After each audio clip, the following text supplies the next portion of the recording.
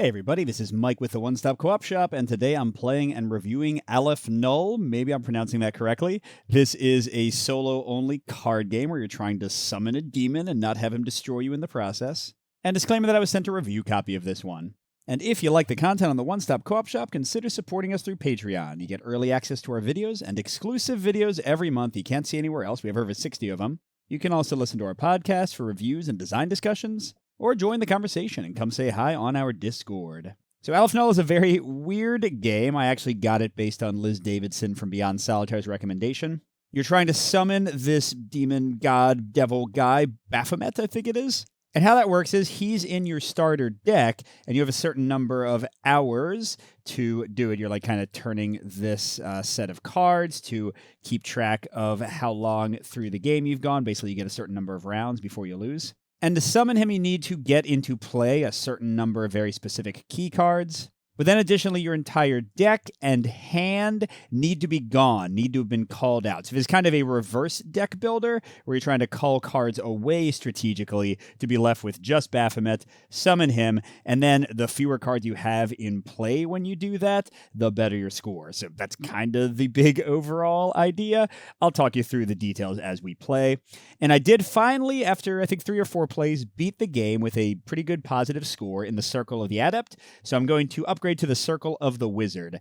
Basically, these are different difficulty levels. The main thing they change is what level of interference cards, you'll see they have 1, 2, and 3 slashes, what level of interference cards you're using, and how many of them you add to your deck. These are like negative mess with you cards that get added more and more as you go through the hours, through the rounds of the game. So I'm on Circle of the Wizard. I'm going to add 3 interference cards throughout the game, and they're going to come from any level, whereas in Circle of the Adept, you would not use the level 3 cards. They're pretty dang terrible. So let's jump in. How does the game actually work? You draw 5 cards at a time, and each card has a cost in magical power up here, although some of them are free, like the wax candle. And some of them have special ways to summon them. Hey, here he is, Baphomet the Sabbath Goat.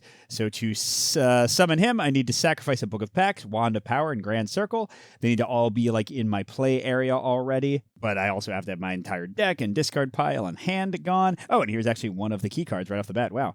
Book of Pacts. It costs 3. Gives me an ongoing power I can use. Most cards, while they're in play, give you a power. Many of them will scrap themselves to do something, which means put them in your discard pile. And then some of them also have a sacrifice effect. That means it's called out of your deck, which is a good thing sometimes. But, you know, something like the Salamander that can get me more magical power, I might not want to sacrifice that right off the bat. And so on your turn, you can freely play cards and then use the effects of cards that are in play. Let's start out with some of our basic magical power ones. So the Wax Candle, you can scrap it to gain 1 magical power to play another card. And then if the round... Oh, sorry, I should have actually advanced. We are in Sunset, the preparation of the operator. Is that an O? So yeah, you gain 1 magical power, but if it's hour 4 or later, round 1 or later, then you sacrifice it instead of scrapping it. So eventually it'll call itself out. I'll also play this Bowline. This one gains me 1 or 2 if I sacrifice it. I could play the Salamander if I use both of those to pay 2, and I could sacrifice it for 3 if I want to get the Book of Pacts out early. Baphomet's a nothing card because we can't do anything with him. And in fact, if we accidentally, through another effect, sacrifice a key card or Baphomet early, we lose the game immediately because we need to do them at the right time. And you know what? I can already see I'm going to need way more space. Let me zoom out a bit. All right, so this is a little early, but I like getting key cards out as soon as I can. So I'm going to use the Wax Candle and the Bowline to put the Salamander into play. So these get scrapped. They go to the discard pile. Here, we'll kind of put this on it like that. And then I'm actually going to sacrifice this for 3 magical powers, so it's gone out of the game, to play the Book of Pacts. So I now have 1 of the 3 key cards that I need to play Baphomet, because that's one of the big things you're doing in the early game is trying to get these out. Now, it does have the power. I could scrap it, discard it to draw a card and gain a magical power. I'm not going to do that, because then I just need to get it into play again.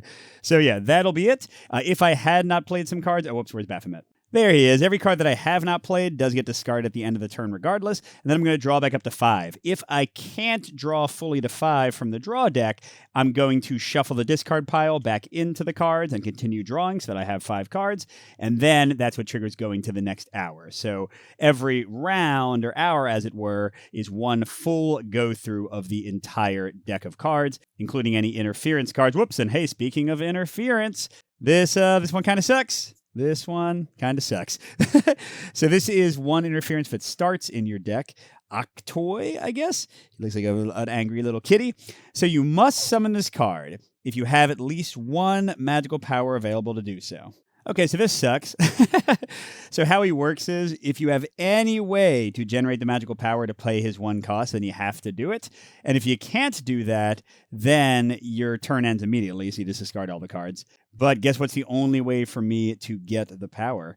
I need to scrap my book of packs and draw another card, and that's enough to play him. And then he's just going to hang out here unless I can find a way to sacrifice him. That's how most of the interference cards work. They do like something nasty to you and then just hang out. But remember, every card that's in play at the end of the game is a negative point with Baphomet if you even get to that far. So that was a bummer. All right, let's get Mother Shipton. There's several of these Tanist cards, which I guess are like the cultists that are working with me. I don't know what's going on here. They are also 0 and also gain you 1 magical power. But they'll all have, you see this like little cross icon here? That means you resolve this effect whenever they are sacrificed from anywhere, whether they're in play or in your hand or in your deck or whatever.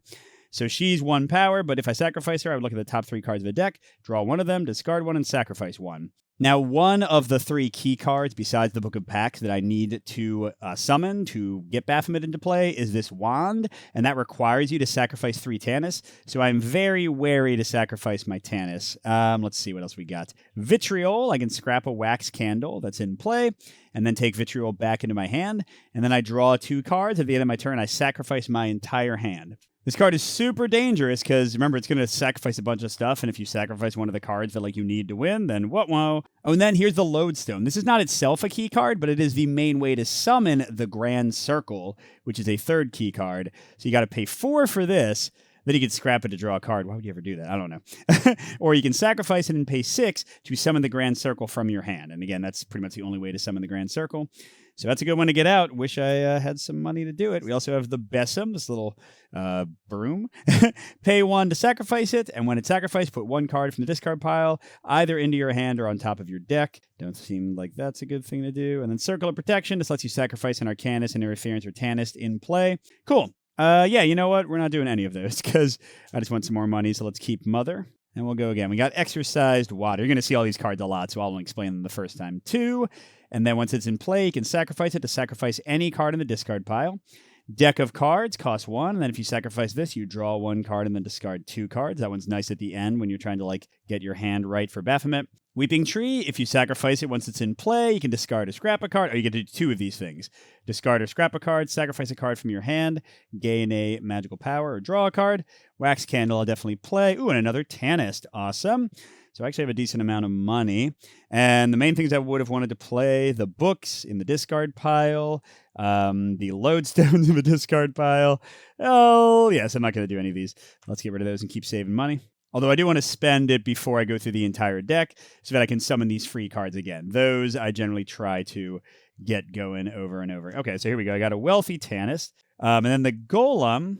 This one's a little interesting. They themselves are also a Tanist. Oh, I just realized Octoy is a Tanist. Whoa! This is going to change the game quite a bit. Sorry. Like I said, I'm not necessarily good at the game. I've only won on the easiest difficulty setting and after multiple tries. But yeah, the wand that you'll see in a second needs to have 3 Tanist sacrifice to summon it.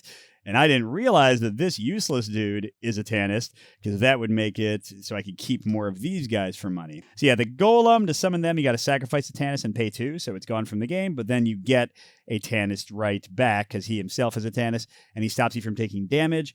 I haven't talked about damage. You have 3 life. You take a little skull like this each time you take life. The main way you take damage, except from other effects, is anytime you generate magical power on your turn, if you can't use it all, you suffer the excess as kind of like backlash. So let's say I don't know, scrap the Salamander to get 2 magical power, but I only could summon something that cost 1, then I'd take 1 damage. If you take 3 damage, you're done.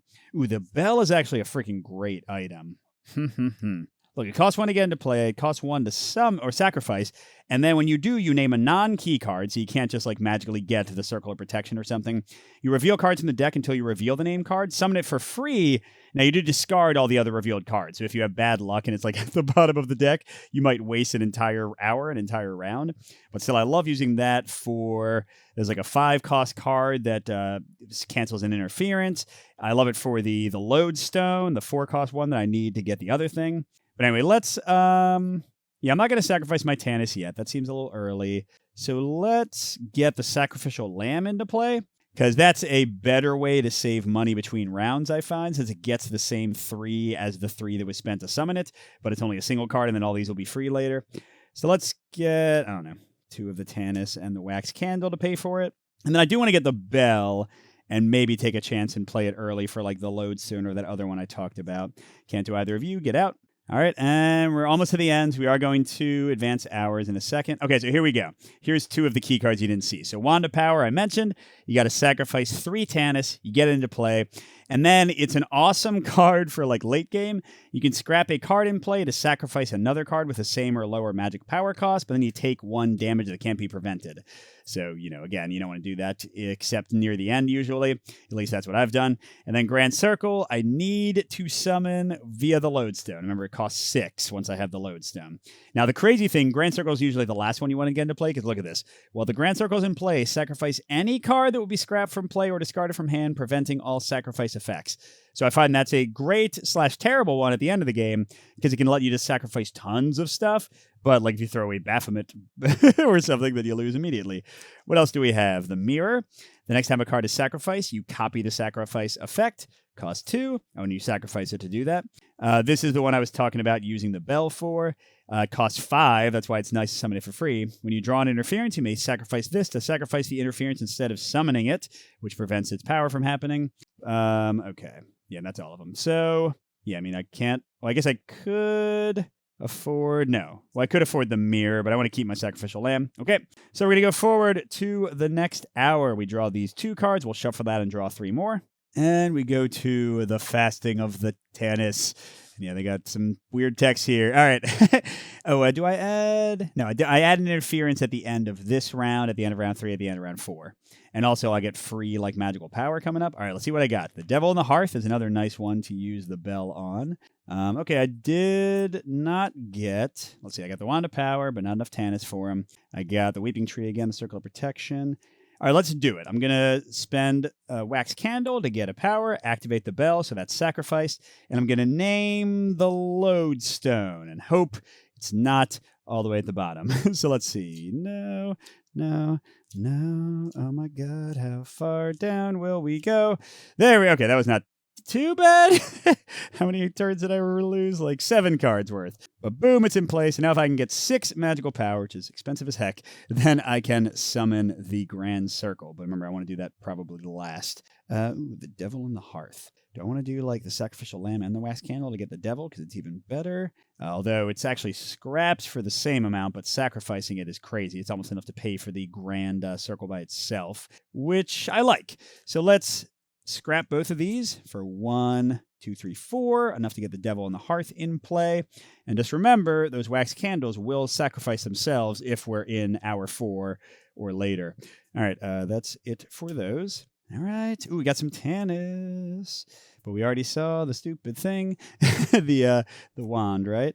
Anyway, oh my God, I got like all my money. Wow, but Baphomet, well, we might as well draw again because, oh, crud, are we? Oh, no, okay, so we're not going to the next hour quite yet because we're at exactly 5 cards. So I probably should spend some of these. Or I can definitely get the Salamander so that I can draw into some more of my stuff, although I kind of want to keep the Tannis and maybe get the wand into play. So I could do like boom and boom. Get a Salamander, sure. I could actually try the Vitriol if I didn't use that Wax Candle. Draw 2 more cards, and then at the end of my turn, sacrifice my entire hand. Because none of these are too great. But, again, the chance is, because it forces you to draw 2 cards, what if I draw the Book or the Grand Circle or the Wand or Baphomet? Any of those 4 would lose the game for me, so no, that's too much of a chance. I could do the Golem. Because I'd have to sacrifice a Tannis and pay 2, but I've got enough for that.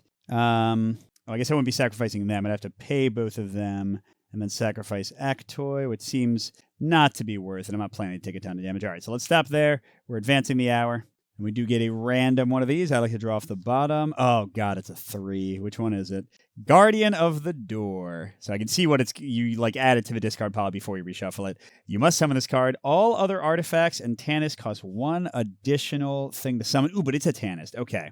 So if I get lucky, I'll draw this before I draw the wand, and then I can use it to fuel my wanding and get rid of its little negative, make everything cost a lot power. All right. All right, let's see what we got.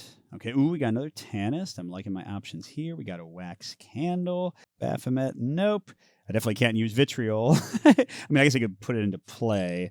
Maybe I should put it into play. See if I get lucky. Whatever. I want to keep all my Tannis for when the wand comes out, although I don't want to summon the wand until that other card is out. Sure. Let's, oh, whoops, I'm sorry. Hold on. So in addition to getting the interference card, I get a little magical power token here. This does not hurt me if it hangs around. I can spend it whenever I want for 1 extra magical power. And if I understand the rules correctly, I think I got this, it also hangs around to the next round where I'll get another one. Then I'll get a third in the 5th round. So eventually you have like a ton of extra money if you want. But you know what, let me summon the Vitriol. Let's see what happens. That's the, remember, Wax Candles will go away in round 4. Okay, and then all of this will be gone. All right, we got the Grand Circle. We're definitely not summoning that yet, even though we got the Lodestone. Oh, man, there's the wand. I want to wait for the guy, man. You know, I could. It's kind of expensive. I could put Besom into play, and then after I get that interference card, pay 1 to sacrifice Besom and put 1 card from the discard pile into my hand or on top of my deck, which would bring the wand back to summon. But that would require using the very Tannis that I need to... I kind of like it, though. Okay. Let's... which Tannis do I want to, like, keep around for sacrificing later? Search the deck for 1 card and sacrifice it. Draw 3 cards. Look at the top 3 cards of the deck. Draw 1, discard 1, sacrifice 1. I think draw 3 cards is the least interesting one, so I want to sacrifice him. These 3 are better. For now, let's spend the Learned Tannis to play the Besom, and we'll do something with it in a second. But yeah, the rest of these, goodbye. All right, and ooh, there we go. Okay, Guardian of the Door. Have to play that immediately. All other artifact and Tannis cards cost 1 additional magical power to summon. Okay, chains like that. Oh no, that's not an artifact or a Tanist. Okay, there's the freaking Book of Pacts again. Could get the Devil on the Hearth to grab that. That's a key, not an artifact. Or I could just do the Besom thing now, right? Let's do that. Okay, so which I wanted to use her, or like use her later. So I'm going to use that to sacrifice this and put a card from discard pile into my hand to be the Wand of Power. And then I'm going to sacrifice 1, 2, 3 Tannis. I ignore their sacrifice effect, so I don't get to draw 3 cards from them. But that's all gone, and I got my first key, or my second key, since the other one went away. So this one says, as an action, I can scrap a card in play and sacrifice another card with the same or lower magical power cost. So again, I like that as an endgame thing. All right, that was pretty good. I would love to get the Book of Pacts out. Is it worth getting the Devil on the Hearth out? Because I like him for his 5. I could also sacrifice another Salamander. Sure. Worked out great last time, right? So I do have 2 of the key cards and the artifact that gets me the 3rd one, although I need 6 for that, but I've got the Devil in the Hearth. Oh, I forgot all about the Vitriol thing. All right, the rest of y'all go away. And we got Circle. Ooh, we got a lot. Oh, there. Okay, I was like, where's all my money? Here's all my money. And this is the last time we can freely use the Wax Candles. So at this point, if I use Vitriol, it would... I know this card's fine, right? Because Baphomet, the Grand Circle's there, and Baphomet's there. The 2 things I really got to worry about. So yeah, if I use the Vitriol now, I would draw a card, another card, and then I would sacrifice my hand. I'm pretty safe. I don't know if it even gave me that much. Well, I don't really care about the deck of cards. Circle of Protection's a pretty solid one. It sacrifices itself and something else. So let's do this. Let's spend both of these to summon Circle of Protection. Then let's scrap a Wax Candle and take Vitriol into my hand to draw 2 cards and pray... Oh, it's a Wax Candle. Pray to God that we don't get Baphomet or the Grand Circle. And we are adding, before we draw those cards, we are adding another interference. I wouldn't mind if I got that. So 1 this time, Assassin. When you take 1 or more damage, sacrifice Assassin, it does another damage to you. Otherwise, oh, it's another Tanist. Obviously I should have been paying better attention. The wand must have been easier to summon the entire time than I thought. All right, I get another magic, and let's see what my other card is. Remember, if this is Baphomet or the Grand Circle, okay, that's cool. That was a hard one to get rid of too. So all 4 of these get sacrificed, which I guess is good. I guess the Wax Candle wasn't going to last. Oh, no, I see it. Yep, there's the Assassin. Hello. And, okay, I got the Tannis that I saved. And Sacrificial Lamb. Can't really afford that.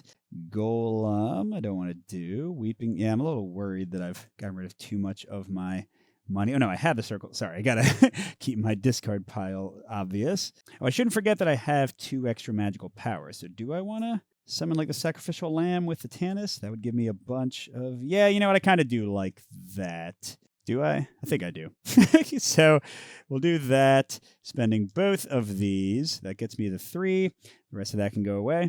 Oh, man, we're getting down to where the deck is low. By the way, you can finish the game early. You don't have to like wait until the final hour. There's another wax candle, but now it'll be sacrificed if I spend it. Another Tannis, that thing. I can't summon the Grand Circle yet because it would make me trash every card that I discarded, and Baphomet's in one of these 4 cards, so that would not work. And basically all of these can be scrapped to get extra power. I definitely have enough to do the Grand Circle. All right. This might be kind of good. What if I played the Mirror and then... I'm thinking use the Circle of Protection to sacrifice Mother Shipton.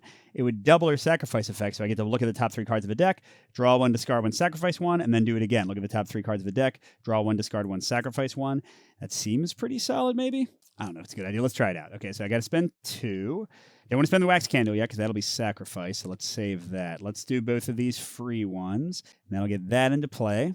Oh, wait, right. I wanted to sacrifice Mother Shipton, so I guess I will use the wax candle and sacrifice it. Wah, wah. Okay, maybe this is a terrible idea. All right, so I'm going to use Circle of Protection, sacrifice it to sacrifice a Tannis. Look at the top 3 cards of my deck. Draw 1, discard 1, sacrifice 1. Repeated. So the first 3.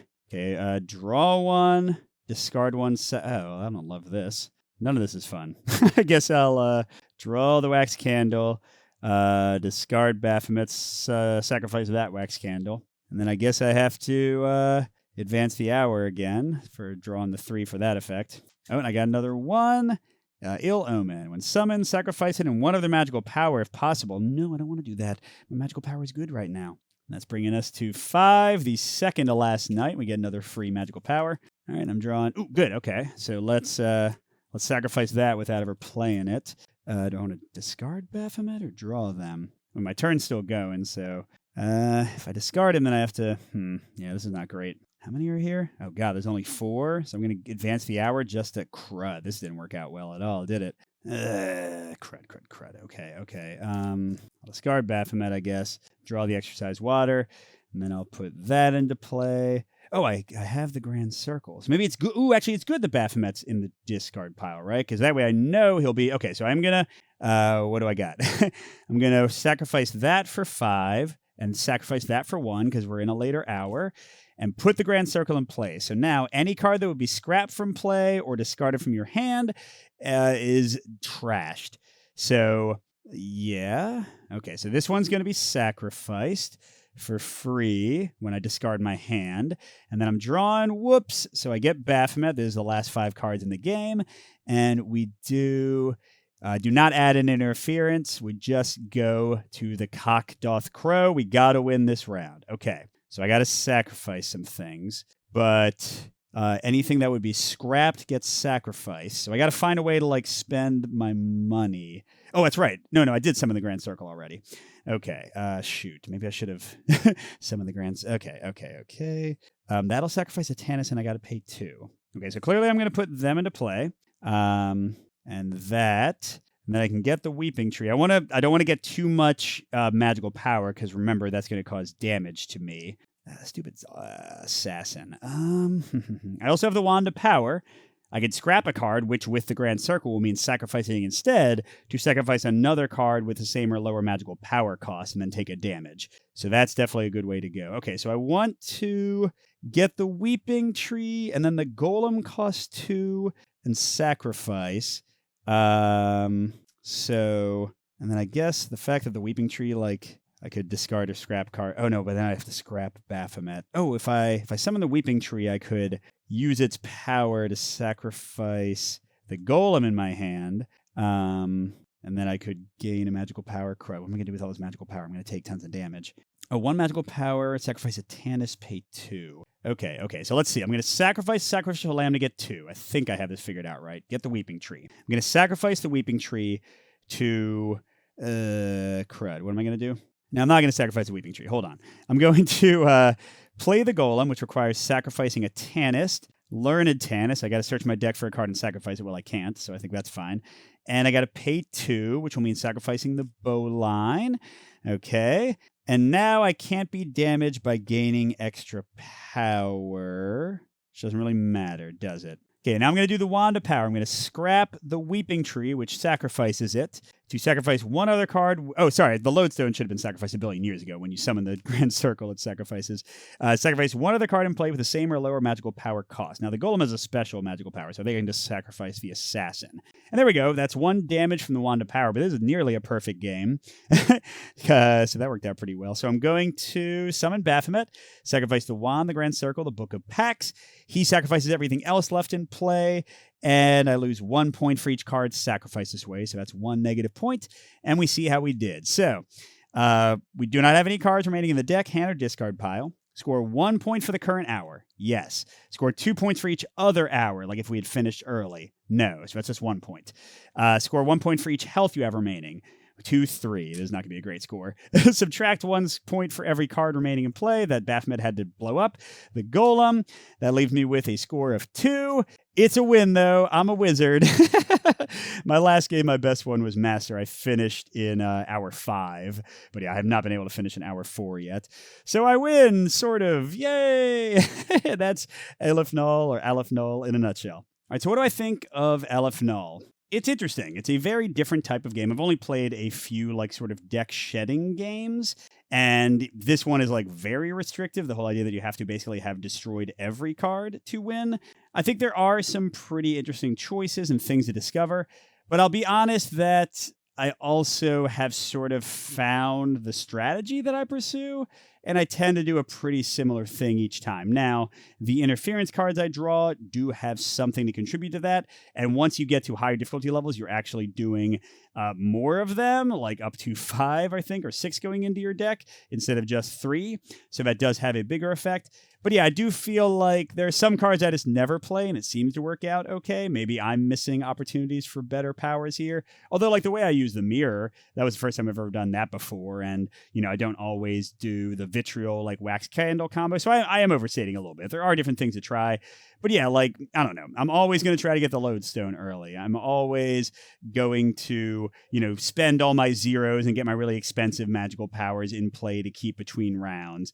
I'm always going to play the Grand Circle as one of the last things when I know that I'm going to safely get Baphomet and use that to trash and a bunch of extra cards. So there are kind of things that are interesting to discover in your own plays. It took me kind of 4 plays to get into a groove that I like, but then I'm not sure if the game has a lot of replay beyond that. But it is still interesting tactically turn to turn. There is still variety in which card you draw, and like I said, the interference cards, although I will say these can be pretty random because at many of the difficulty levels, you just shuffle them all together. And the 3 interferences are pretty ridiculous, whereas the 1s aren't that bad and the 2s aren't that bad. Now, at the highest difficulty levels, I think you only use 2s and 3s, so clearly you're going to end up with some nasty ones. But the fact that it's not, like, set in any way that you can end up, you know, technically, when the game I just played, I could have drawn all 1s and just had a way easier game, is a little wonky. But as you saw, it's a super quick game. The entire thing is like 20 minutes. So it's really more like a, you know, how much can you challenge yourself? Can you win it earlier with the whole scoring thing? Like the fact that I won, it was clearly a weak win. And again, it was only on the 2nd highest difficulty. So I think there is more to explore, but I definitely think this is a game where like your first 2 plays are going to be super confusing and you don't know like what the heck you're doing. And then your 3rd or 4th plays are kind of your best. That was how it felt for me because that's where you really feel like you're finally figuring things out. And then later plays are going to be more like perfecting things and adapting to the current interference cards because I think you'll pretty quickly figure out kind of what strategy works for you. So not a huge recommend, but I do think there's some fun here. It's definitely a unique theme. And hey, where else do you get a game with a giant little wooden like book thing to hold the cards? That's cool. So yeah, that was Aleph Null. Thanks for watching, everybody, and we'll see you at the next stop.